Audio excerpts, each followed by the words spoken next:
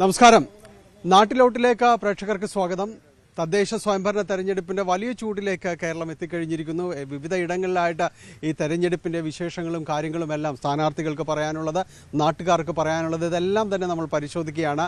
നമ്മളിന്ന് എത്തി നിൽക്കുന്നത് കൊച്ചി കോർപ്പറേഷനിലേക്ക് നടക്കുന്ന തെരഞ്ഞെടുപ്പിലെ 28ാം വാർഡിലെ വിശേഷങ്ങളാണ്. ഇതിൻ്റെ ഒരു പ്രധാന സവിശേഷത എന്ന് പറയുന്നത് 3 സ്ഥാനാർത്ഥികൾ ദേശവാസികൾ തന്നെ വനിതാ സംവരണം അടക്കമുള്ള കാര്യങ്ങളെല്ലാം തന്നെ ഇവിടെ പരീക്ഷിക്കപ്പെടുന്നു. 3 സ്ഥാനാർത്ഥികളും നമുക്കൊപ്പം തന്നെയുണ്ട്.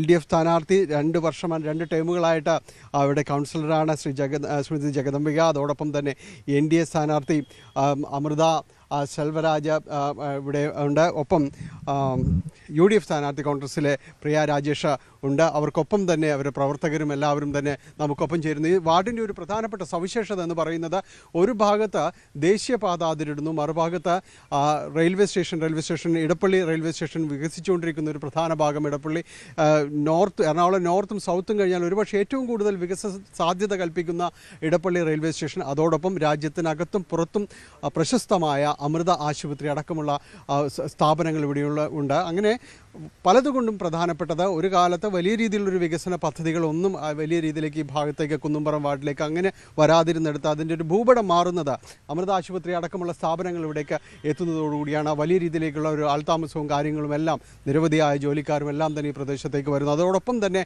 ഇവിടെയുള്ളൊരു ആവശ്യങ്ങളും എല്ലാം തന്നെ വർദ്ധിക്കുകയും ചെയ്തു. UDFും അതോടൊപ്പം തന്നെ LDFും എല്ലാം മാറി മാറി വാർഡുകളിൽ നിന്നെല്ലാം തന്നെ മത്സരിച്ച് പോകുന്നു എന്നതെല്ലാം തന്നെയാണ്. ഏതായാലും 10 വർഷത്തെ കണക്ക് ചോദിക്കുക എന്നത് തന്നെയാണ് പ്രധാനമായും സിറ്റിംഗ് കൗൺസിലറായ അംബിക ചേച്ചിയോട് ഉള്ളത്.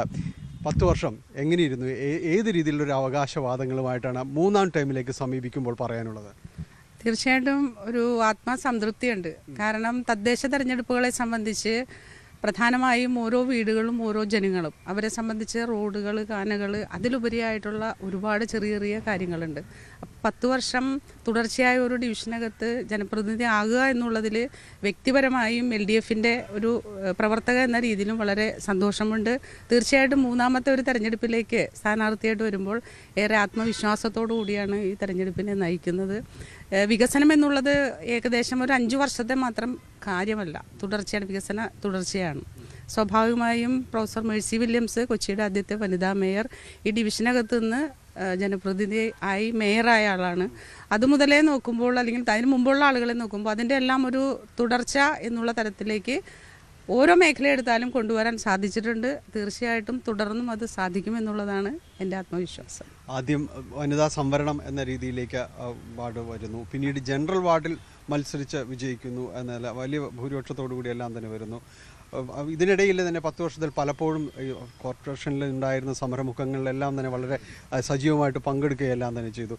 ഒപ്പം തന്നെ ചോദിക്കട്ടെ, ഈ ഒരു എടുത്തു പറയാവുന്ന അല്ലെങ്കിൽ ഒരു വാർഡിൻ്റെ ഒരു മുഖം മാറ്റിയ എന്നെല്ലാം തന്നെ പറയാവുന്ന പ്രധാനപ്പെട്ട ഒരു പദ്ധതി എന്നെല്ലാം ഇതെല്ലാം പറയും. പ്രധാനപ്പെട്ട പദ്ധതി എന്ന് പറയുമ്പോൾ ഒന്ന് ഏറ്റവും അഭിമാനത്തോടു കൂടി പറയുന്നത് സിറ്റി ഗ്യാസ് പദ്ധതിയാണ്.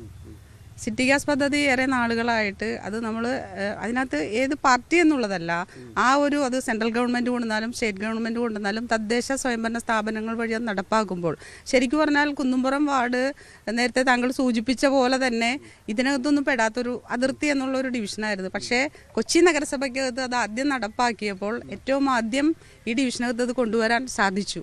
അതിൻ്റെ മറ്റൊരു കാര്യം എന്ന് പറഞ്ഞിട്ടുണ്ടെങ്കിൽ നമ്മൾ സൗഹൃദമായി രാഷ്ട്രീയ വ്യത്യാസമില്ലാതെ പല കൗൺസിലർമാരുടെ ഇടയിൽ നിന്നും ഈ സിറ്റി ഗ്യാസ് പദ്ധതിയെ പറ്റി അവരോട് ചോദിക്കുമ്പോൾ അവർ ഇത് ഏറ്റെടുക്കാൻ തയ്യാറല്ല. കാരണം സിറ്റി ഗ്യാസ് പദ്ധതി ആദ്യമായി വരുമ്പോൾ അതിൻ്റെ അകത്തുണ്ടാകുന്ന പ്രശ്നങ്ങൾ അവർ നോക്കുമ്പോൾ അവർ കാണുന്നത് റോഡുകൾ എന്തായാലും കട്ട് ചെയ്യാതെ നമുക്ക് ഈ ലൈനൊന്നും ഇടാൻ സാധിക്കില്ല. അത്തരത്തിലൊരു എഫർട്ട് എടുക്കാൻ അവർ തയ്യാറല്ല എന്ന് പറഞ്ഞെടുത്ത് ആ എഫർട്ട് എടുത്ത് നമ്മളത് കൊണ്ടുവരികയും കൊച്ചി നഗരസഭയിൽ ആദ്യമായി നടപ്പാക്കി. സ്വാഭാവികമായി ഇത് ഏറ്റവും കൂടുതൽ ഉപയോഗിക്കുന്ന വീട്ടമ്മമാരാണ്. അവരെ സംബന്ധിച്ച് അവരതിൽ കാണുന്ന അവരൊരു സന്തോഷമുണ്ട്. അത് ഒന്നാമത്തെ ഒരു കാര്യമായി പറയാൻ സാധിക്കും. ശുചിത്വ പദ്ധതികളും നടപ്പാക്കിയ റെയിൽവേ ഇതിന്റെ പാലത്തിന്റെ ഭാഗത്ത് തുമ്പൂർ മൊഴി അതും നമുക്ക് ഏറെ സന്തോഷമുള്ള ഒന്നാണ്. ഞാൻ നേരത്തെ തന്നെ ഒരു കാര്യം പറഞ്ഞു, റോഡ് കാനകൾ മാത്രമല്ല നമ്മളുടെ ആവശ്യം എന്നുള്ളത്. ഇത്തരത്തിൽ ബ്രഹ്മപുരത്തെ ഒരു തീപിടുത്തം എന്നുള്ളത് ലോകം മുഴുവൻ വളരെ ജാഗ്രതയോടെ നോക്കിക്കണ്ട ഒരു സംഭവമാണ്. ആ ബ്രഹ്മപുരത്തെ ഇതിനകത്ത് പറയുകയാണെങ്കിൽ ഒരു ചാനൽ അവതാരകൻ നമ്മളുടെ ഈ തുമ്പൂർ മൊഴിയുടെ ഉദ്ഘാടന സമയത്ത് വന്നപ്പോൾ പറഞ്ഞൊരു വാക്കുണ്ട്, ബ്രഹ്മപുരത്തെ ചാരം പലതിനും വളമാകുമെന്നുള്ളത്. അത് തീർച്ചയായിട്ടും ഞാൻ പറയട്ടെ, നമ്മുടെ കൊച്ചി നഗരസഭയുടെ ബഹുമാനപ്പെട്ട അഡ്വക്കേറ്റ് അനിൽകുമാർ മേയർ നയിച്ച ഭരണസമിതിക്കകത്ത് ഏറ്റവും അഭിമാനത്തോടു കൂടി ബ്രഹ്മപുരം ഇപ്പോൾ ഏത് തരത്തിലാണെന്നുള്ളതും ഒപ്പം തന്നെ കൊച്ചി നഗരസഭയിലെ മുഴുവനായ ആളുകളിലും മാലിന്യ സംസ്കരണത്തിൽ ഒരു മാറ്റം കൊണ്ടുവരാൻ തീർച്ചയായിട്ടും സാധിച്ചിട്ടുണ്ട്. നമുക്കൊപ്പം UDF സ്ഥാനാർത്ഥി പ്രിയ രാജേഷ് ചേരുന്നു. പ്രിയ, ഏതെങ്കിലും ഒരു അവകാശവാദങ്ങളോ ഒന്നുമില്ലാതെ വളരെ നിങ്ങൾ പുതുതാണ് ഈ മത്സരരംഗത്തേക്കും എല്ലാം തന്നെ എത്തുമ്പോൾ എന്താണ് വോട്ടർമാരോട് പറയാനുള്ളത്, അല്ലെങ്കിൽ എന്തിന് പ്രിയക്ക് വോട്ട് ചെയ്യണം? അതായത് ഒന്ന് വളരെയധികം സന്തോഷം ഇങ്ങനെ ഒരു എന്നെ തന്നെ ഇങ്ങനെ തിരഞ്ഞെടുത്തതിനും. പിന്നെ ഇതൊരു കോമ്പറ്റീഷൻ അല്ല കേട്ടോ, ഒരു സൗഹൃദപരമായ ഒരു തെരഞ്ഞെടുപ്പാണ്.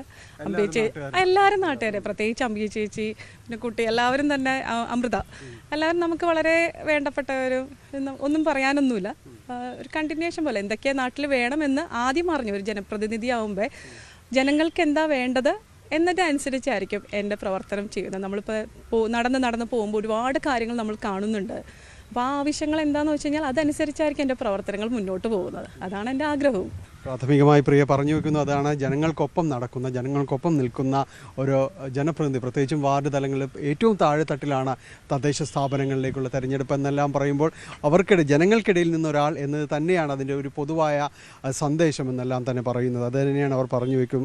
നമുക്കൊപ്പം NDA സ്ഥാനാർത്ഥി BJPയിലെ അമൃത കൂടി ചേരുന്നുണ്ട്. അമൃത, എന്താണ് അമൃത ഇതിലേക്ക് രാഷ്ട്രീയത്തിലേക്ക് വരുമ്പോൾ, അല്ലെങ്കിൽ എങ്ങനെയാണ് അതിൻ്റെ ഒരു ട്രാക്ക് എന്ന് പറയുന്നത്? ആദ്യം തന്നെ ഞാൻ പറയും, ഞാൻ ആദ്യമായിട്ടൊരു മത്സരരംഗത്തേക്ക് ഇറങ്ങുന്നത്. രണ്ട് സ്ഥാനാർത്ഥികളും അതെ അതിൻ്റെതായിട്ടുള്ള ഒരു കുറച്ച് സംസാരിക്കാൻ ഞാൻ അധികം പ്രാപ്തയല്ല, എങ്കിൽ കൂടി പ്രവർത്തിക്കാൻ ഞാൻ വളരെയധികം ആഗ്രഹിക്കുന്ന ഒരാളാണ് ഈ നാട്ടുകാർക്ക് വേണ്ടി. ഇപ്പം ഞാനിപ്പോൾ ഒരു 2-3 ദിവസമായിട്ടുള്ള പ്രഖ്യാപനം കഴിഞ്ഞിട്ട് 2-3 ദിവസമായിട്ടുള്ളൂ. ആ ഒരു 2-3 ദിവസത്തിനുള്ളിൽ തന്നെ ഒരുപാടധികം വീടുകളിൽ സന്ദർശിക്കാൻ സാധിക്കുകയും അതുപോലെ അവരുടെ ഒരുപാട് പ്രശ്നങ്ങളൊക്കെ കേൾക്കാനും സാധിച്ചിട്ടുണ്ടായിരുന്നു. അപ്പോൾ അവർക്ക് വേണ്ടിയിട്ട് എന്തെങ്കിലും ചെയ്യാൻ വേണ്ടിയിട്ട് നമ്മുടെ മോദി സർക്കാർ ഒരുപാട് കേന്ദ്ര ഗവൺമെൻറ് പദ്ധതികൾ കൊണ്ടുവന്നിട്ടുണ്ട്. അപ്പോൾ അതിൽ ആ കേന്ദ്ര ഗവൺമെൻറ് പദ്ധതികൾ ഈ കുന്നുംപുറം പഞ്ചായത്തിൽ ഡിവിഷനിൽ നടപ്പാക്കാൻ ഞാൻ ആഗ്രഹിക്കുന്നുണ്ട്. കുറച്ചുകൂടി അതിനെ വിലയിരുത്തി പറയേണ്ടത് ചുറ്റുപാട് നിൽക്കുന്നവർക്ക് തന്നെയായിരിക്കും. ഏതായാലും ആ പദ്ധതികളിൽ എത്രമാത്രം പ്രയോജനപ്പെട്ടു എന്നതെല്ലാം തന്നെ നോക്കുക. ഈ പദ്ധതികളിൽ ഏറ്റവും കൂടുതൽ നിങ്ങൾക്ക് പ്രയോജനകരമായ പദ്ധതികൾ ഏതായിരിക്കും? സിറ്റി ഗ്യാസ് പദ്ധതി ആദ്യമായിട്ട് കുന്നുംപുറം ഡിവിഷനിൽ നടപ്പിലാക്കിയപ്പോൾ ഒരു പക്ഷേ ഈ ഡിവിഷനിലുള്ള ആളുകൾ ഇപ്പോൾ അടുത്ത് ഗ്യാസ് ഏജൻസികൾ ഉണ്ടെങ്കിൽ പോലും നമുക്ക് ഗ്യാസ് കൊണ്ടുവരാനുള്ള ബുദ്ധിമുട്ട്, അതോടൊപ്പം തന്നെ ഗ്യാസുകാരൻ വീട്ടിൽ എത്താനായിട്ട് അവരെ ഫോൺ വിളിക്കാനുള്ള ബുദ്ധിമുട്ട്, അങ്ങനെ പല സാങ്കേതിക പ്രശ്നങ്ങളും ഒഴിവാക്കിക്കൊണ്ട് നമ്മളുടെ വീട്ടിൽ ഇലക്ട്രിസിറ്റിയും വാട്ടറും എത്തുന്ന മാതിരി നമ്മളുടെ വീട്ടിൽ 24 മണിക്കൂറും ഗ്യാസ് ലഭിക്കുന്ന ഒരു സാഹചര്യത്തിലേക്ക് സിറ്റി ഗ്യാസ് പദ്ധതി നടപ്പിലാക്കിയത് നമ്മളെ സംബന്ധിച്ച്, ഈ ഡിവിഷനെ സംബന്ധിച്ച് കൗൺസിലർ ചെയ്ത ഏറ്റവും പ്രധാനപ്പെട്ട ഒരു നേട്ടമായിട്ട് തന്നെ ഇടതുപക്ഷ ജനാധിപത്യ മുന്നണിക്ക് ഉയർത്തിക്കാട്ടാൻ സാധിക്കും. അത് ഈ ഡിവിഷനിലെ വീട്ടമ്മമാരെ സംബന്ധിച്ച് ഏറ്റവും പ്രധാനപ്പെട്ട കുന്നുംപുറം ഡിവിഷനിലാണ് ആദ്യമായിട്ട് സിറ്റി ഗ്യാസ് പദ്ധതി ഇംപ്ലിമെൻറ്റ് ചെയ്തത്. അത് മുൻകൈയെടുത്തത് സഖാവ് അംബിക സുദർശൻ കൗൺസിലർ തന്നെയാണ്. ആ സഖാവിൻ്റെ ഇച്ഛാശക്തിയുടെ ഭാഗമായിട്ട് തന്നെയാണ് ഇപ്പോഴും ആ പദ്ധതി മുന്നോട്ട് പോകുക. പലയിടത്തും ഇപ്പോഴും അതിൻ്റെ പുതിയ കണക്ഷൻ കൊടുത്തുകൊണ്ടിരിക്കുകയാണ്. എങ്ങനെയാണ് നിങ്ങൾ ഈ ഒരു അവകാശവാദത്തെയും എല്ലാം തന്നെ കാണുന്നത്? ഇതിൽ പ്രധാനമായിട്ടും ഇപ്പോൾ ഇടതുപക്ഷ ജനാധിപത്യ മുന്നണിയുടെ കൗൺസിലറും ഇതേപോലെ തന്നെ എൻ്റെ പ്രതിനിധിയും പറഞ്ഞൊരു കാര്യമുണ്ട്. സിറ്റി ഗ്യാസ് പദ്ധതി അത് ഉമ്മൻചാണ്ടി സർക്കാരിൻ്റെ കാര്യത്തിൽ അദ്ദേഹം വിഭാവനം ചെയ്ത ഒന്നാണ്. ഇത് കേന്ദ്ര ഗവൺമെൻറ്റിൻ്റെ ഒരു പദ്ധതി വരുന്നു, ഉമ്മൻചാണ്ടി സർക്കാർ അത് നടപ്പാക്കുന്നതിന് വേണ്ടി വരുമ്പോൾ ഈ സംസ്ഥാനത്താകമാനം CPM, അത് ഇടതുപക്ഷ ജനാധിപത്യത്തിന് മാറ്റിയേക്കുക, CPM അതിനെതിരായിക്കൊണ്ട് അതിശക്തമായ സമരം നടത്തിയ പാർട്ടിയാണ്. ഭൂമിക്കടിയിലെ മനുഷ്യനിർമ്മിത ബോംബാണ് എന്നാണ് അന്ന് CPM ഈ സമരത്തിന് നേതൃത്വം കൊടുത്തു പറഞ്ഞത്. എന്നാൽ അന്ന് ഉമ്മൻചാണ്ടി സർക്കാർ ഇതിന് സംസ്ഥാന ഗവൺമെൻറ് അംഗീകാരം കൊടുക്കുകയും കൊച്ചി കോർപ്പറേഷനിലേക്ക് അതിൻ്റെ നടപടികളുമായി മുന്നോട്ട് പോയപ്പോൾ റോഡ് കട്ടിങ്ങുമായി ബന്ധപ്പെട്ടുകൊണ്ട് പൈസ അടയ്ക്കുന്നതിലെ തർക്കമാണ് ഈ പദ്ധതി വൈകിയത്.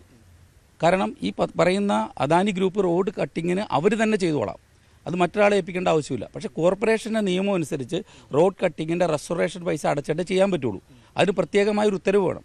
ആ ഉത്തരവിൻ്റെ കാലതാമസമാണ് സിറ്റി ഗ്യാസ് പദ്ധതി ആ സർക്കാരിൻ്റെ കാലഘട്ടത്തിലും ആ കൗൺസിലിൻ്റെ കാലഘട്ടത്തിലും നടക്കാതെ പോയത്. വികേന്ദ്രീകൃത മാലിന്യ സംസ്കരണത്തിൻ്റെ കാര്യം പറഞ്ഞു. തുമ്പൂർ മൊഴി, ഞാനിപ്പോൾ ഈ ചാനലിലെ ആളുകളെ ഞാൻ അങ്ങോട്ട് ക്ഷണിക്കുകയാണ്. നിങ്ങൾ ബന്ധപ്പെട്ട് ഈ തുമ്പൂർ മൊഴി സംസ്കരണ കേന്ദ്രം ബന്ധപ്പെട്ടുകൊണ്ട് ഈ പാലത്തിൻ്റെ അടിയിൽ ഇപ്പം തന്നെ ചെന്ന് നിങ്ങൾ അതിൻ്റെ ഒരു ഷോട്ടും കൂടി എടുത്ത് കാണിക്കൂ. ആ ഷോട്ടും അതുപോലെ തന്നെ സ്റ്റേഡിയത്തിൻ്റെ അവിടെ ഈ പറയുന്ന പോലെ ദീപ്തി മേരി വർഗീസ് നടത്തിയ ആ പ്ലാന്റിൻ്റെ ഷോട്ടും എടുത്ത് കാണിക്കൂ. എന്താ തുമ്പൂർ മൊഴി പ്ലാന്റിൻ്റെ അകത്ത് എന്താ ചെയ്തു വെച്ചിരിക്കുന്നത്? മാലിന്യം കൊണ്ട് ഡംപ് ചെയ്തിട്ട് ഇപ്പോഴും വളമായി അത് സംസ്കരിക്കാൻ കഴിയാതെ ഗുരുതരമായ പ്രശ്നങ്ങൾ അവിടുത്തെ പരിസരവാസികൾക്ക് ഉണ്ടാകാണ്.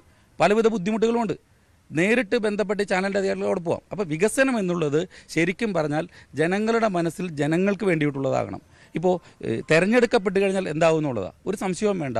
ഇതൊരു വികേന്ദ്രീകൃതമായ ഒന്നായി ഇതിനെ കാണണം. അപ്പോൾ മാലിന്യ സംസ്കരണം അതിന് എക്സ്പെർട്ടൈസ് ചെയ്ത ആളുകളുണ്ടെങ്കിൽ അത് ഈ പ്രദേശത്തുണ്ടെങ്കിൽ അവരുടെ കൂടി അഭിപ്രായം ആരാണ്? ഒരു റോഡ് പദ്ധതി വരാം, അത് BJP ആണോ കോൺഗ്രസ് ആണോ CPM ആണോ എന്ന് നോക്കേണ്ട ആവശ്യമില്ല. അവിടെ ചിലപ്പോൾ റിട്ടയർഡ് എഞ്ചിനീയർ ഉണ്ടാവും, അദ്ദേഹത്തെ കൂടി ഒരു അഭിപ്രായം ആരായിക. അവകാശവാദങ്ങൾക്ക് മറുപടികളും കാര്യങ്ങളും എല്ലാം ഉണ്ട്. ഒന്ന് ഇവരോട് കൂടി അത്രയും കാര്യങ്ങൾ പരിശോധിച്ചിട്ട് വരാം. എങ്ങനെ 5 വർഷത്തെ 10 വർഷത്തെ ഒരു നേട്ടങ്ങൾ നേരത്തെ പറഞ്ഞതുപോലെ പ്രാവർത്തികമായിരുന്നു? എന്താണ് അത്? വെറും അവകാശവാദങ്ങൾ മാത്രമാണോ? ഇത് 10 വർഷമല്ല ഭരണം ഉണ്ടായിരുന്നത്. ഇപ്പം അംബികാ സുദർശനൻ മാത്രമാണ് 10 വർഷം ഉണ്ടായിരുന്നത്. അതിനു മുമ്പ് ഇടതുപക്ഷത്തിൻ്റെ ആളായിരുന്നു അദ്ദേഹം. ഇപ്പോൾ UDFൻ്റെ ആളാണെന്ന് മാത്രമേ ഉള്ളൂ. അതിനു മുമ്പ് മേഴ്സി വില്യംസ് നമ്മുടെ മേയറായിരുന്നു. അപ്പോൾ കഴിഞ്ഞ 20 കൊല്ലക്കാലം ഈ വാർഡ് ഭരിക്കുന്നത് ഇടതുപക്ഷം തന്നെയാണ്. അവർ ആദ്യം തന്നെ പറഞ്ഞ ഒരു കാര്യം സിറ്റി ഗ്യാസിനെ കുറിച്ചിട്ടാണ്. 2 മുന്നണികളുടെ ആളുകളും അതിനെക്കുറിച്ച് അഭിപ്രായങ്ങൾ പറഞ്ഞു. പക്ഷെ നമുക്ക് മനസ്സിലാക്കേണ്ട കാര്യം സിറ്റി ഗ്യാസ് കൊച്ചിയിൽ മാത്രം നടപ്പാക്കുന്ന ഒരു പദ്ധതിയൊന്നുമല്ല, കേരളത്തിൽ മാത്രം നടപ്പാക്കുന്ന ഒരു പദ്ധതിയല്ല. അത് അഖിലേന്ത്യാ തലത്തിൽ ഭാരതത്തിൻ്റെ എല്ലാ ഭാഗങ്ങളിലും കഴിഞ്ഞ 2014 മുതൽ അദാനിയുടെ പേര് പറഞ്ഞ് അതിനെ തടസ്സപ്പെടുത്താൻ ശ്രമിച്ച ആളുകളാണ്, ഒന്നാമത്തെ ആളുകളാണ്. കേരളത്തിൽ അത് ഉമ്മൻചാണ്ടിയുടെ ഗവൺമെൻറ് നടപ്പാക്കാനുള്ള ശ്രമം നടത്തി. പക്ഷേ ആ സമയത്ത് ഇടതുപക്ഷത്തിൻ്റെ ആൾക്കാർ അടിയിൽ മണ്ണിൽ നിറയ്ക്കുന്ന ബോംബാണെന്ന് പറഞ്ഞിട്ട് അതിനെ എതിർത്ത ആളാണ് നമ്മുടെ ഇന്നത്തെ മന്ത്രി പോലും. ആ നിലയ്ക്ക് അതിനെ കഠിനമായി എതിർത്തു.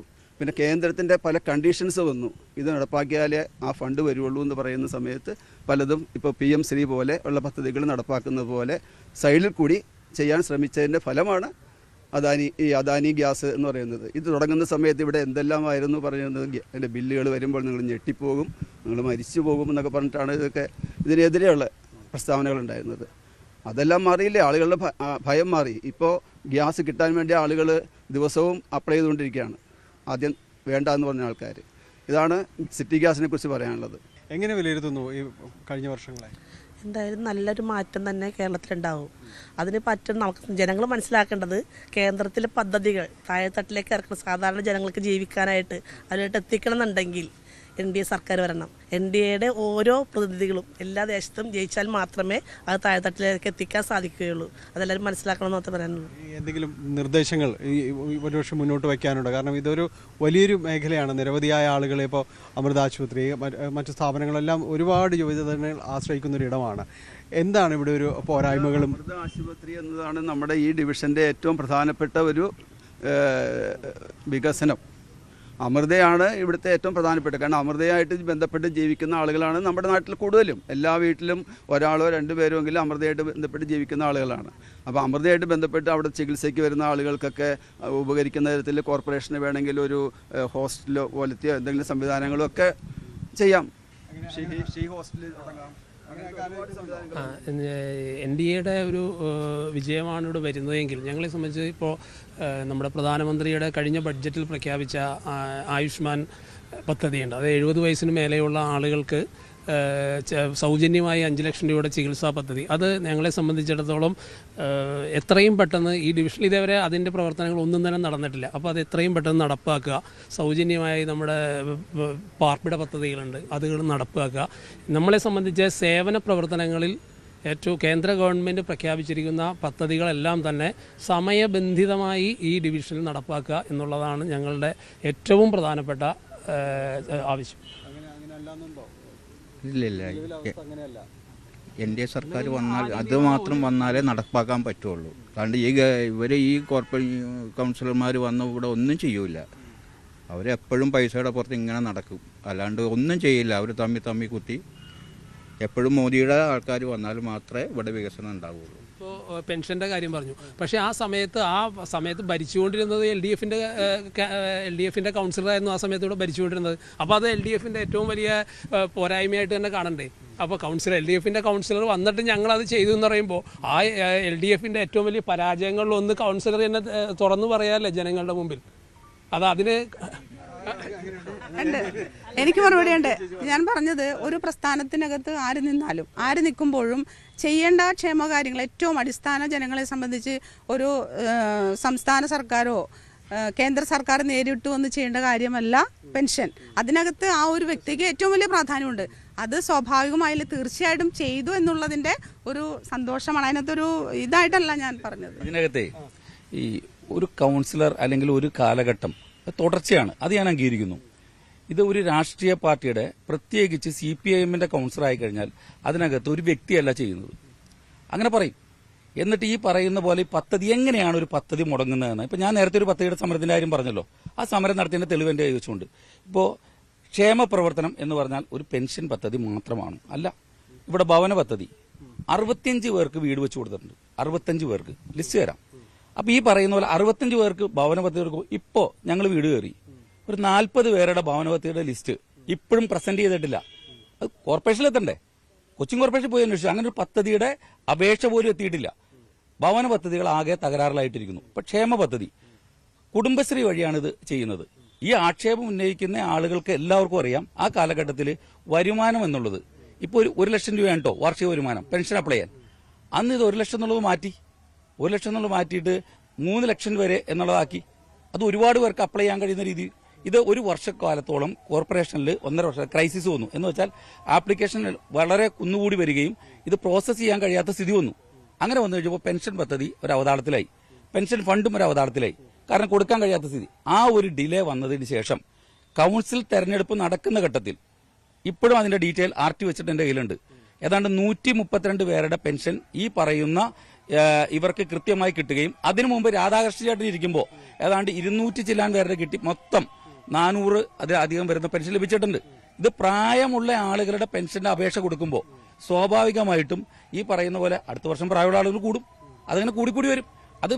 ഇത് ഈ പെൻഷൻ കൊടുക്കുന്നത് കേന്ദ്ര ഗവൺമെന്റും സ്റ്റേറ്റ് ഗവൺമെന്റും അതുപോലെ കോർപ്പറേഷൻ ചേർന്നിട്ടാ. ഇതല്ലാണ്ട് പ്രത്യേകിച്ച് അത് മാത്രമായി ഒരു വിധമായി പറഞ്ഞ് എടുത്തു പറയാൻ കഴിയുന്നൊന്നുമില്ല. പിന്നെ ഒരു കാര്യം കൂടി പറയാനുണ്ട്. ഇപ്പോൾ ഇവിടെ സൂചിപ്പിച്ചു ഒരു പുതിയ പദ്ധതി എന്താ അവതരിപ്പിക്കാനുണ്ടെന്ന്. ഒരു സംശയവും വേണ്ട, ഇവിടെ ഒരു ഹെൽത്ത് ക്ലബ്ബ് വേണം. അങ്ങനെ പറഞ്ഞ ആളുകൾ നിരവധിയാണ്. അതുപോലെ നമ്മൾ ചെല്ലുമ്പോൾ പല ആളുകളും ഇവിടെ ഒരു കളിസ്ഥലം ഇവിടെ ഉന്നയിച്ചു. ഒരു MP-യുടെയോ MLA-യുടെയോ ഫണ്ട് ഉപയോഗിച്ച് കോർഡിനേറ്റ് ചെയ്യാൻ പലതരത്തിലും തടസ്സങ്ങൾ ഉണ്ടായിട്ട് ഇപ്പോൾ ഞങ്ങൾ ലൈറ്റ് ഇടാൻ തീരുമാനിച്ചു പ്രധാന ജംഗ്ഷനുകളിൽ. അതിന്റെ അപ്രൂവൽ കിട്ടുന്നില്ല. അതിന്റെ പേപ്പർ വേണമെങ്കിൽ കൊണ്ടുവന്ന് കാണിച്ചു തരാം. അപ്പൊ ഇതൊക്കെ ഇങ്ങനെ തടസ്സം നിൽക്കുന്നതിന് പകരം ഇതിനൊക്കെ കൂടിയാലോചിച്ച് സ്വീകരിക്കുന്ന ഒന്ന് വേണം. ഇപ്പൊ നമ്മുടെ പാലത്തിനടിയിൽ NH എടുത്തുപോയ സ്ഥലത്തിന് അടിയിൽ മാലിന്യ സംസ്കരണം നടക്കുന്നിടത്ത് ഞാനൊരു കാര്യം പറഞ്ഞു. അവിടെ കുട്ടികൾക്ക് കളിക്കാൻ കഴിയുന്ന രീതിക്കകത്തുള്ള കളിസ്ഥലവും ഇരിപ്പിടങ്ങളൊക്കെ ഒരുക്കി ഭംഗിയാക്കും എന്ന് ഒരു സംശയവുമില്ലാതെ പറയാം. ഈ മുട്ടാർ പുഴയുടെ താഴെ അത് പ്രളയം വന്നപ്പോൾ കുറച്ച് വീട് ഒഴിപ്പിച്ചു. അവിടെ നമുക്ക് ഈ പറയുന്ന പോലെ ഹെൽത്ത് ക്ലബ്ബ്, ഒരു ഓപ്പൺ ജിമ്മും മറ്റു കാര്യങ്ങളും പ്രായമുള്ള ആളുകൾക്ക് ഇരിക്കാൻ കഴിയുന്ന സംവിധാനത്തിലേക്ക് കാര്യങ്ങൾ കൊണ്ടുപോകും. ഒരു സംശയവുമില്ലാത്ത കാര്യമാണ്. അതാണ് പ്രധാനപ്പെട്ട പ്രൊജക്ട് എന്നുള്ളതിലേക്ക് പറയാനുള്ളത്. ഇവിടെ നമ്മുടെ സുഹൃത്ത് പറഞ്ഞു പെൻഷൻ വിതരണം ചെയ്യുന്ന കാര്യം. സുഹൃത്ത് പറഞ്ഞു 2020 മുതൽ വിതരണം ചെയ്യുന്നു. 2015 മുതൽ ഈ സെയിം കൗൺസിലർ തന്നെയാണ് ഇവിടെ ഭരിച്ചിരുന്നത്. അപ്പോൾ ശരിക്കും പറഞ്ഞു കഴിഞ്ഞാൽ അതിന് മുന്നേ ഈ പെൻഷൻ വിതരണം മുടങ്ങിയിട്ടുണ്ടെന്നുണ്ടെങ്കിൽ പുതിയ ആൾ വന്നു കഴിഞ്ഞാൽ ഉടനടി ചെയ്യേണ്ട കാര്യമാണത്. അത് ചെയ്യാനായിട്ട് 5 വർഷം കാത്തു നിൽക്കേണ്ടി വന്നു. എന്നിട്ട് 2020 മുതലാണ് അത് ഗംഭീരമായി കൊടുത്തു തുടങ്ങിയെന്ന് പറയുന്നത്. അപ്പോൾ അവരുടെ പരാജയം തന്നെ അവരാദ്യമേ പറഞ്ഞു കഴിഞ്ഞു. ഒരു മിനിറ്റ് ഞാനൊന്ന് പറഞ്ഞേക്കട്ടെ. പിന്നെ അത് ഒരു മിനിറ്റ് അല്ല, എനിക്ക് പറയാനൊരു അവസരം തരുമല്ലോ. ഞാൻ പറഞ്ഞല്ലോ കൊടുത്ത കൊടുത്ത കാര്യങ്ങൾ അതിനകത്തൊരു കാര്യം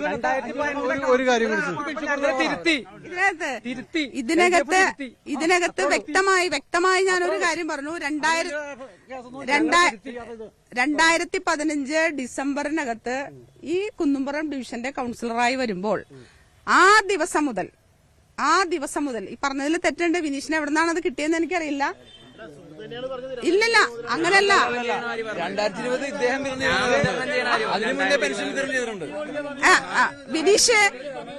വിനീഷ് പറഞ്ഞത് വിനീഷ് പറഞ്ഞത് ആദർശ് പറഞ്ഞത് സൊസൈറ്റി വഴി ക്ഷേമ പെൻഷൻ വിതരണം പുള്ളി ഏറ്റെടുത്ത കാര്യമാണ് പറഞ്ഞത്. 2015 ഡിസംബർ മുതൽ ഇവിടുത്തെ പെൻഷൻ അത് നിങ്ങൾ അതിന്റെ ലിസ്റ്റ് എടുക്കണം. നമ്മൾ തെളിവുകൾ പറയുമ്പോൾ ഞാൻ പറയുന്ന തെളിവുകൾ എന്റെ മനസ്സിൽ കൊണ്ട് ഞാൻ ചെയ്ത പ്രവർത്തനങ്ങളാണ്. അതിനു മുമ്പത്തെ ഇപ്പൊ ഇവിടെ എന്നോട് പറഞ്ഞല്ലോ CPM-ന്റെ കൗൺസിലറാണ്. അവിടെയും ഞാൻ പറഞ്ഞു BJP ആയിക്കോട്ടെ, UDF ആയിക്കോട്ടെ, LDF-ന്റെ ആയിക്കോട്ടെ, ആരാണെങ്കിലും ക്ഷേമ പ്രവർത്തനത്തിൽ പെൻഷൻ മാത്രമല്ല എന്ന് പറയുമ്പോൾ പെൻഷൻ വലിയൊരു ഘടകമാണ്. അത് ഏറ്റവും നന്നായി ചെയ്യാൻ സാധിച്ചിട്ടുണ്ട്. അത് ആത്മവിശ്വാസം തീർച്ചയായിട്ടും ചേർക്കാറില്ല. ശരിയാണ്. ഒരു കാര്യം പറയാം, വേറെ ഒന്നുമില്ല. ഇപ്പൊ ഈ പെൻഷന്റെ പറഞ്ഞിട്ട് തർക്കിച്ചുകൊണ്ടിരുന്നുണ്ട്. പെൻഷൻ എന്ന് പറഞ്ഞാൽ അർഹതപ്പെട്ടവർക്ക് പെൻഷൻ കിട്ടണം. പ്രായപൂർത്തിയ മറ്റേ വയസ്സായവർക്ക് 60 വയസ്സ് കഴിഞ്ഞവർക്ക് പെൻഷൻ കിട്ടണം. അഗതികൾക്ക് പെൻഷൻ കിട്ടണം. അതാത് കൗൺസിലിൽ ജയിച്ച് വന്നവർക്ക് അല്ലേ അത് ചെയ്യാൻ പറ്റുള്ളൂ. അതിപ്പം കാലങ്ങളായിട്ട് ചെയ്യാണ്ട് പോയി. ഇത് 20 വർഷമായിട്ട് LDF ഭരിക്കുന്ന ഒരു ഡിവിഷനാണ്. ഈ ഡിവിഷനിൽ പഞ്ചായത്തുമാണ് മാറിയിട്ട് കോർപ്പറേഷൻ ഡിവിഷനായത്. അന്ന് പഞ്ചായത്തിലുണ്ടായിരുന്ന തോടുകൾ മുഴുവനും റോഡുകളായത് 15 കൊല്ലം ഭരിച്ച കോൺഗ്രസിന്റെ UDF-ന്റെ ആളായ PG രാധാകൃഷ്ണൻ. അത് കഴിഞ്ഞിട്ട് ഒരു കണക്ടിവിറ്റി ആയിട്ടുള്ള ഒരു റോഡ് നിർമ്മിക്കാൻ സാധിച്ചിട്ടുണ്ടോ? പ്രശ്നങ്ങൾ വരുന്നത് ഈ അമൃത നടപ്പാക്കിയ റോഡ് മാത്രമാണ്. അമൃത ആശുപത്രി എന്ന് പറഞ്ഞ ആശുപത്രി വന്നില്ലെങ്കിൽ ഈ ഡിവിഷൻ എന്താവും? പഞ്ചായത്തിനൊക്കെ കഷ്ടവും. അതാണ് അതിന്റെ ഈ മറ്റേ അമൃത ആശുപത്രിയും വന്നു, അപ്പുറത്തെ അമൃതയുടെ സ്കൂളും കോളേജുകളും വന്നു. അതിനോടനുബന്ധിച്ച് കുറെ ആൾക്കാരുടെ വികസനം, വീടുകളിൽ വാടകയ്ക്ക് കൊടുക്കാൻ പറ്റുന്നു, രോഗികൾ വന്ന് താമസിക്കുന്നു. ഇത് മാറ്റി നിർത്തി കഴിഞ്ഞാൽ ഒരു കളിസ്ഥലം ഉണ്ടോ? പിന്നെ ഏറ്റവും കൂടുതൽ വികസനം ചെയ്യാൻ പറ്റുന്ന ഒരു പുഴ, നമുക്ക് നന്നായിട്ട് വെള്ളമുള്ള ഒരു പുഴ, സ്ഥലം കയ്യേറാണ്ട് ഒരുവിധമൊക്കെ കയ്യേറിയെങ്കിലും പുഴ ഒഴുകുന്നത് ഇപ്പോഴും ഒഴുകുന്നുണ്ട്. സാധാരണ പുഴയൊക്കെ ഇപ്പൊ നേർന്ന് ഇതായിട്ട് സ്ഥലമായിട്ട് കിടക്കാണ്. ആ പുഴയുടെ ഇവിടെ MLA MP ഫണ്ടുകളുണ്ട്, പല ഫണ്ടുകൾ ഉപയോഗിക്കാം. കേരളത്തിന്റെ ഉണ്ട്, കേന്ദ്രത്തിന്റെ ഉണ്ട്. ഈ റോഡ് അവിടെ നമ്മുടെ വാഗ്വേയൊക്കെ ടൗണിൽ നിർമ്മിച്ചേക്കണ മാതിരി നമ്മുടെ ഡിവിഷനിൽ നിന്ന് ചേരാലൂര് അറ്റം വരെ ഒരു വാഗ്വേ നിർമ്മിച്ച് അതിൽ കൂടി സൈക്കിളും പിള്ളേർക്ക് കളിസ്ഥലവും മറ്റുള്ളത് കാര്യങ്ങളുമായിട്ട് പോകാൻ പറ്റും. അതിനെക്കുറിച്ചല്ല, ആകെ പെൻഷൻ അർഹതപ്പെട്ടവർക്ക് കൊടുക്കണമെന്നേ. അതിനി കാലങ്ങളായിട്ട് കൂടിക്കൊണ്ടിരിക്കും. 60 എന്റെ പൊതു സഹോദര പെൻഷന്റെ കാര്യം മാത്രമല്ല പെൻഷന്റെ കാര്യം മാത്രമല്ല മഹേഷ് കൗൺസിലറായിരിക്കുന്ന സമയത്ത് ഇവിടെ വിരലിലെണ്ണാവുന്ന ആളുകൾക്കാണ് പെൻഷൻ കൊടുത്തത്. അതിനുശേഷം അംബിക സുദർശൻ കൗൺസിലറായതിനു ശേഷമാണ് ഇത് കൊടുത്തത്. കൊടുക്കാനുള്ള ഇച്ഛാശക്തി ഉണ്ടെങ്കിൽ മാത്രമേ കൊടുക്കുള്ളൂ, അല്ലാണ്ട് വേറെ ആരും സൗജന്യമല്ല. കൊടുക്കാനുള്ള ഇച്ഛാശക്തി വേണം. ഇപ്പൊ ഇവിടുത്തെ പ്രധാനപ്പെട്ട ഒരു സ്ഥാപനമാണ് അമൃത ഹോസ്പിറ്റൽ. അതുമായിട്ട് ബന്ധപ്പെട്ടുന്ന വികസനങ്ങളാണ് ഇവിടെ ഭൂരിഭാഗം കാണുന്നത്. അതിലൊരു പ്രധാനപ്പെട്ട വിഷയം കൊണ്ട് എടുത്തു പറയാനുള്ളത്, ഇവിടെ ബ്രഹ്മസ്ഥാനത്തിന് ഓപ്പോസിറ്റുള്ള ലക്ഷ്മീപുരം മടത്തിൽ റോഡ്, ഒന്ന് പറഞ്ഞോട്ടെ ഒരു വിഷയം പറയട്ടെ.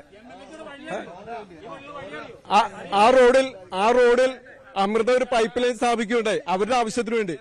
ആ റോഡ് പൂർവ്വസ്ഥിതിയിലാക്കുന്നതിന് വേണ്ടി അമൃത 6 ലക്ഷം രൂപ കൊച്ചിൻ കോർപ്പറേഷന് കെട്ടിവെച്ച് 5 പൈസ പോലും കൊച്ചിൻ കോർപ്പറേഷൻ ആ റോഡിൽ ചെലവഴിച്ചില്ല.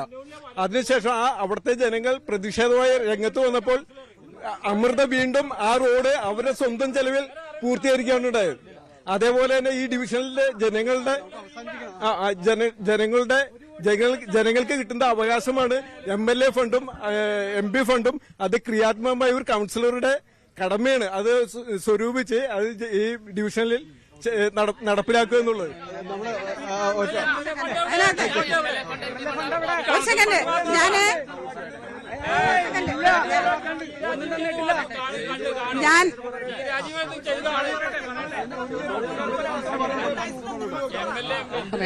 ഞാനിതിനകത്തെ ഞാനീ പറയുന്ന കാര്യം, ഞാനിപ്പോ ഇന്ന് കയറിയ വീടുകളിൽ ചെന്നപ്പോ എന്നോടൊരു കാര്യം പറഞ്ഞു. UDF-ന്റെ പ്രവർത്തകർ വീടുകളിൽ ചെന്നപ്പോൾ MLA-യുടെ MP-യുടെ ഫണ്ട് കൗൺസിലർ ചോദിക്കുന്നില്ല എന്ന്.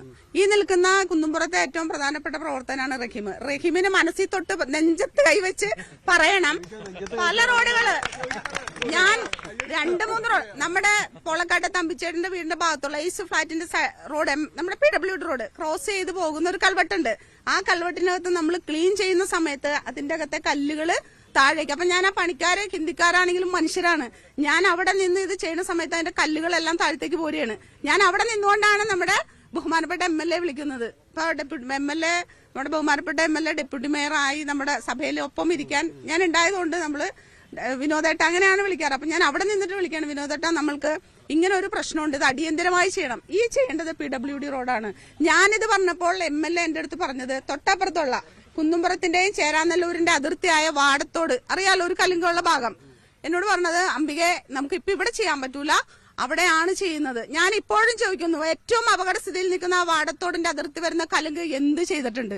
മറ്റൊന്ന്, ഞാൻ കഴിഞ്ഞ സൗമിനി ജയൻ മേയറായിരിക്കുന്ന സമയത്ത് കൗൺസിലിൽ ഇരിക്കുമ്പോൾ കൊച്ചിക്കകത്തൊരു കുഞ്ഞച്ചൻ എന്ന് പറഞ്ഞ ഒരു കൗൺസിലർ ഉണ്ടായിരുന്നു. സ്വാഭാവികമായി കൊച്ചിയുടെ MLA KJ മാക്സി എന്നും കൗൺസിലിൽ വരുമ്പോൾ അദ്ദേഹം അവിടെ എണീറ്റെന്ന് പറയും, ഞങ്ങളുടെ പ്രിയപ്പെട്ട MLA ഞങ്ങൾക്ക് ഇത് തന്നിട്ടുണ്ട് ഇത് തന്നിട്ടുണ്ട് എന്ന് പറയുമ്പോൾ സാന്ദർഭികമായി എനിക്ക് പറയേണ്ടി വന്നിട്ടുണ്ട്. കുഞ്ഞച്ചൻ ചേട്ടൻ അവിടെ പറയുമ്പോൾ എനിക്ക് സങ്കടമാണ്. കാരണം ഞങ്ങളുടെ MLA അങ്ങനെ പ്രതിപക്ഷം എന്നുള്ള രീതിയിൽ ഒരു ഫണ്ടും കൗൺസിലർ എന്ന രീതിയിൽ എന്നെ സഹായിച്ചിട്ടില്ല. ഇത് സഹായിച്ചിട്ടില്ല. ഞാൻ ഇതുപോലെ 2-3 റോഡുകൾ പറയുമ്പോഴും റഹിമ അത് പറയേണ്ടത് അൽറീമിന്റെ സൈഡിലുള്ള റുക്കിത്തയുടെ വീടിന്റെ ഭാഗത്തെ റോഡ് ടൈലിടണമെന്ന് പറഞ്ഞാൽ അവര് സമീപിച്ചപ്പോഴും നമ്മളെപ്പോഴും പറയുന്ന ഒരു രീതിയിൽ പറഞ്ഞു തീർന്നു പോയെന്നല്ല, ഏതൊരു ഫണ്ട് കൊണ്ടുവന്നിട്ടുണ്ട്.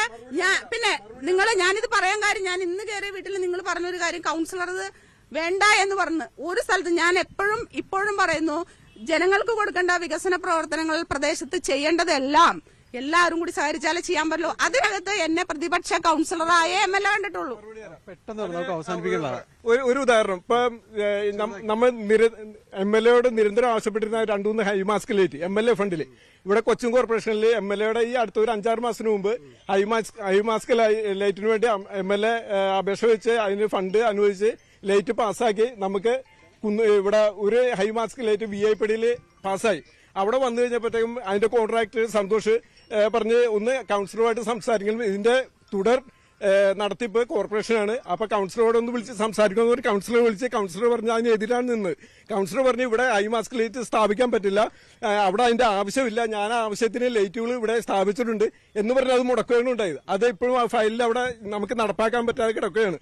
പിന്നെ ഒരു റോഡിന്റെ കാര്യം പറഞ്ഞ് ആ റോഡിന്റെ വിഷയം MLA ആയിട്ട് സംസാരിച്ച് MLA പറഞ്ഞ് MLAക്ക് കോർപ്പറേഷൻ റോഡിൽ ഫണ്ട് അനുവദിക്കാനുള്ള പ്രൊവിഷൻ ഇല്ല. PWD റോഡല്ല,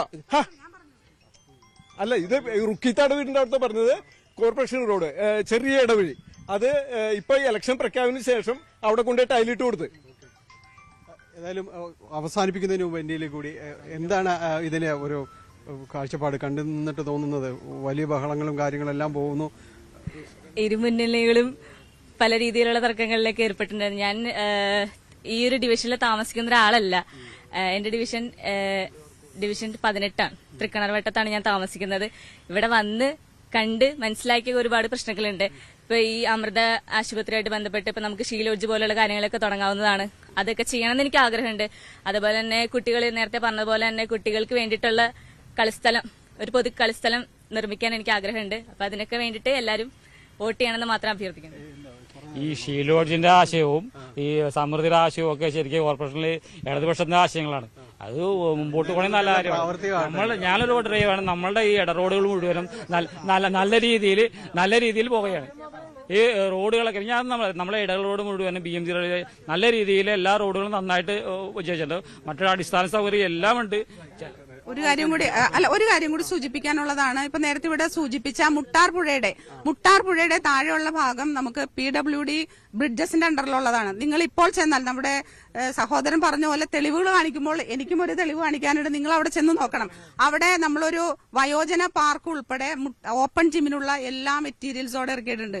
നാളെ ആര് കുന്നുംപുറം ഡിവിഷനെ നയിച്ചാലും അതിനുള്ള തുടക്കമെന്ന രീതിയിൽ അതവിടെ ചെയ്തു വെച്ചിട്ടുണ്ട്. മറ്റൊരു കാര്യമുണ്ട്, ലൈഫ് പദ്ധതി കൊച്ചി നഗരസഭയ്ക്കകത്ത് നേരത്തെ പറഞ്ഞ പോലെ എല്ലാവരും ചേർന്ന് ചെയ്യുമ്പോൾ അതൊരു ഇച്ഛാശക്തിയാണ്. ആ ഒരു പദ്ധതി തുരുത്തിയിലെ 394 കുടുംബങ്ങൾക്ക് അത് കൊടുക്കുമ്പോൾ നമ്മുടെ സുഹൃത്ത് ഇവിടെ പറഞ്ഞു കുന്നുംപുറം ഡിവിഷന്, ഞാൻ പറഞ്ഞു തുടങ്ങി വെക്കാനേ പറ്റുള്ളൂ, തുടങ്ങി വെക്കാനേ പറ്റുള്ളൂ. ഏതായാലും വലിയ തർക്കങ്ങളും ബഹളങ്ങളും എല്ലാം ഈ ചെറിയ വാർഡുകളുടെ തെരഞ്ഞെടുപ്പിലും എല്ലാം തന്നെ നിലനിൽക്കുന്നു. അവകാശവാദങ്ങളും എല്ലാവരും തന്നെ ഉന്നയിക്കുകയും ചെയ്യുന്നു. ഏതായാലും ഈ ചർച്ച നമ്മളിവിടെ പൂർത്തിയാക്കുകയാണ്. മറ്റൊരു വാർഡിലെ വിശേഷങ്ങളുമായി വീണ്ടും കാണാം. നമസ്കാരം.